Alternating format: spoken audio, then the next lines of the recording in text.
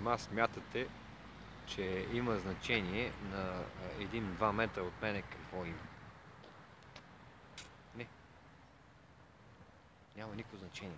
После ти какво очакваш да стане. И когато очакваш нещо лошо, ти започваш да се плашиш. Плашиш се. Ето, очакваш кола с висока скорост. Очакваш куче. Очакваш някой да те бутне. Очакваш да ти звънне телефона.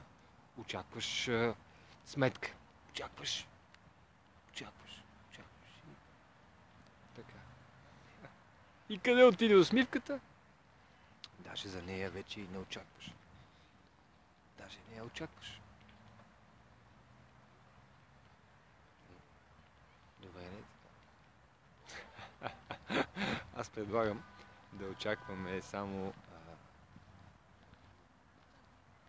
добри неща пък. Останалите, какво стане?